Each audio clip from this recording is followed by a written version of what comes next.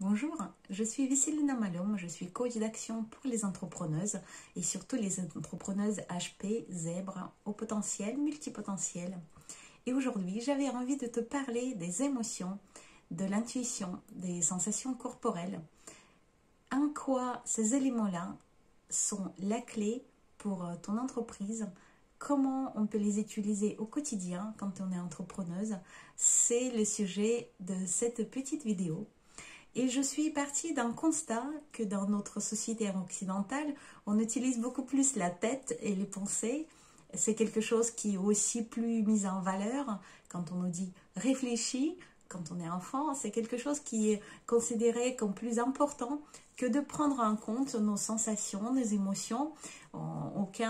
Très peu de parents vont dire à leurs enfants ressens avec ton corps, qu'est-ce qui est dans ton cœur, comment tu te sens, ils vont plutôt dire réfléchis. Donc je suis partie de ce constat pour dire que les émotions sont finalement très peu utilisées dans la création d'entreprises et dans la gestion d'entreprise au quotidien. Par exemple, quand on crée une entreprise, la plupart du temps, qu'est-ce qui est demandé? C'est de faire un business plan, de faire une étude de marché, de trouver une idée qui pourrait être viable financièrement. Et c'est à peu près les seuls éléments qui seront mis en valeur par toutes les formations des chambres de commerce, boutiques de gestion et autres pour la création d'entreprises. Or, il y a des risques à utiliser cette approche et uniquement celle-ci. C'est surtout de créer une entreprise qui ressemblerait plutôt à une machine, voire une machine de guerre, plutôt qu'à une entreprise alignée avec ses propres talents, valeurs, plaisirs, envies et besoins. Très souvent, et parmi mes clientes, il y a un certain nombre, les entrepreneuses se retrouvent avec une entreprise qu'elles ont créée, mais qui n'est pas finalement la leur. Au bout d'un certain temps, elles se rendent compte que l'entreprise ne ressemble pas finalement dans l'organisation ou dans les types de clients ou des offres proposées à ce qu'elle aurait voulu que ça soit. Donc en fait, en quelque sorte, elle se piège elle-même dans une entreprise qui ne le ressemble pas. Et pour moi, une des causes, c'est l'utilisation des pensées de cerveau, quelque chose qui est plutôt raisonnable, déjà dès la création d'entreprise, plutôt que des éléments qui résonnent au niveau du cœur, au niveau des sensations corporelles dans cette entreprise-là et dans cette idée-là. C'est pour ça que j'avais envie de parler de ce sujet. Et pour moi, en fait, c'est quelque chose d'essentiel déjà personnellement. Je suis moi-même entrepreneuse depuis 2006 et dans ma première entreprise, j'étais plutôt en mode bulldozer.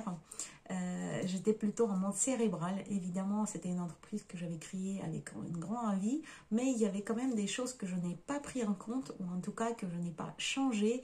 J'ai pas suffisamment suivi mon intuition, j'ai pas suffisamment écouté mon corps et mon cœur.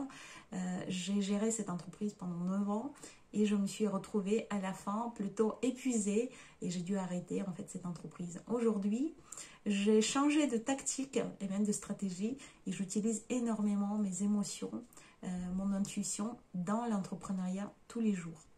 Et je vais du coup expliquer mon concept, en tout cas ma vision, en quelques minutes, en quelques éléments aussi. Pour moi, les émotions, les sensations, c'est comme un tableau de bord. Il y a des voyants qui s'allument. Il faut les prendre en compte parce qu'ils nous transmettent des informations sur notre fonctionnement, sur notre environnement et des informations qui sont extrêmement importantes. Et en plus, nos sensations et nos émotions, on les transmettent de façon beaucoup plus rapide, de façon beaucoup plus complète. Ils prennent en compte énormément de paramètres que notre cerveau avec les pensées n'arrive pas à prendre en compte. Et en plus, on sait que le cerveau c'est secondaire, c'est-à-dire ce sont des sensations qui envoient les signaux à notre cerveau qu'il traite. Donc au final, les sensations corporelles et les émotions, donc ces réactions dans notre corps, à différentes choses, à différents stimuli, ils sont finalement primaires, donc ils arrivent avant. Ça voudrait dire que si on les prend en compte, si on les utilise, on pourrait avoir l'information plus globale, plus rapide, plus complète, peut-être meilleure, de meilleure qualité que si on prenait uniquement en compte nos pensées et les raisonnements de notre cerveau. Finalement, si on ne prend pas en compte nos émotions, nos sensations, c'est comme si on avançait à l'aveugle, sans le tableau de bord, avec uniquement un GPS, sans aucun élément qui nous dirait est-ce qu'on a suffisamment de gasoil, est-ce que notre mécanique fonctionne bien, est-ce que notre vitesse est adaptée à l'environnement. Donc tous ces éléments-là, en fait, dans notre voiture entreprise, on ne l'a pas sans les émotions et sans les sensations. Quels sont les domaines où on peut vraiment utiliser nos émotions, nos sensations corporelles, notre intuition dans l'entreprise? J'en ai dégagé 4. Il y en a probablement plus. En fait, j'ai regroupé un certain nombre de choses. On peut utiliser ça au quotidien. Mais on peut déjà commencer par se poser des questions de nos kiffs, notre zone de génie, les activités qui nous mettent dans le flow, déjà au stade de création de notre entreprise et génération de l'idée. J'en parle plus dans mes masterclass, comment trouver ton idée d'entreprise qui te ferait vibrer. Parce que vibrer, c'est vraiment une vibration du corps. On parle de l'énergie, on ne parle pas du tout de quelque chose qui est intellectuel. Et ce sont donc des choses à prendre vraiment en compte au moment de création d'entreprise. Sinon, comme je le disais juste avant, le risque est grand de créer une entreprise qui ne te ressemble pas. Le deuxième domaine où on peut prendre vraiment en compte nos émotions, et on devrait le faire, c'est les choix et les décisions à prendre qu'on entreprend. C'est au quotidien, entre deux éléments, deux choix, deux opportunités par exemple, on peut faire un choix plutôt au niveau intellectuel, c'est-à-dire en listant les plus et les moins, en comptant les points, ou alors au niveau émotionnel. Est-ce que cette solution-là ou cette autre solution nous génère plus d'émotions positives, ou est-ce qu'au contraire, telle ou telle solution ou choix nous ramène plutôt cette boule dans le ventre désagréable qui parle plutôt d'angoisse, de peur, de quelque chose, de voir une nausée peut-être, donc les sensations vraiment désagréables. Et ce genre d'éléments sont vraiment à prendre en compte. Il y a des méthodes comme la méthode agile qui utilise l'échelle émotionnelle pour la prise de décision, et concrètement à la fin de chaque étape test, on utilise cette échelle émotionnelle pour décider si le test était concluant ou pas et prendre la décision de modifier les paramètres, voire mettre le test de côté et passer à autre chose. Donc comme quoi l'échelle émotionnelle, des émotions donc, est-ce que ça m'a plu, est-ce que ça a correspondu vraiment à ce que je m'attendais de ressentir, c'est un élément qui peut être très intéressant dans la prise de décision et dans l'avancement probablement dans l'avancement de projet. Les émotions, les sensations corporelles, l'intuition, ce sont aussi des éléments clés dans la créativité et aussi être plus efficace. Quand vous prenez plaisir dans ce que vous le faites mieux, beaucoup plus vite. Il est intéressant en fait de fonctionner finalement sur la journée en fonction de nos émotions, en fonction du plaisir du moment, en fonction de ce que notre corps nous envoie comme message. Et dans ce cas, on sera plus efficace, on prendra moins de temps et le résultat sera meilleur. Enfin, le quatrième élément ou quatrième plutôt domaine que je trouve intéressant à étudier, et c'est là où les émotions, les sensations, nos intuitions sont importantes, c'est quand on crée des liens.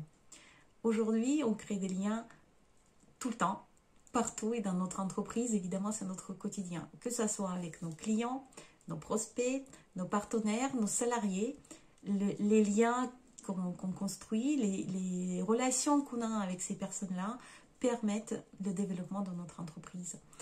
Quand on dit on est sur la même longueur d'onde, on ne parle pas de quelque chose d'intellectuel, très peu. On parle vraiment de sensations corporelles, des émotions qu'on a quand on est avec cette personne-là, les vibrations qu'on ressent, les choses qu'on rayonne peut-être. C'est ça qu'en fait, c'est au niveau plutôt corporel et des sensations qu'on reçoit ces messages-là. Parfois, il y a des personnes qui nous plaisent, on ne sait pas pourquoi. Et il y a des personnes qui nous déplaisent dès le départ, et on ne sait pas pourquoi non plus, intellectuellement. Mais notre corps nous donne ces messages-là et c'est extrêmement important de prendre en compte les messages que nous envoie notre corps, nos émotions, pour centrer le mieux nos relations, pour développer au mieux nos relations avec les gens qui nous entourent et donc aussi notre entreprise. Voilà ce que je voulais te dire dans cette petite vidéo à propos de nos émotions, sensations, notre intuition. J'organise régulièrement des masterclass sur la façon légère, fluide et agile d'entreprendre. On en parle beaucoup d'intuition. On en parle concrètement comment développer son intuition dans l'entreprise parce que c'est le sujet qui me passionne. Sur ce, je te souhaite une très belle soirée. Retrouve-moi sur Facebook, Instagram, LinkedIn et sur YouTube. N'hésite pas à t'abonner à ma chaîne et à très bientôt. C'était Vesselina Maloum, je suis coach d'action pour les entrepreneuses et je t'accompagne avec plaisir.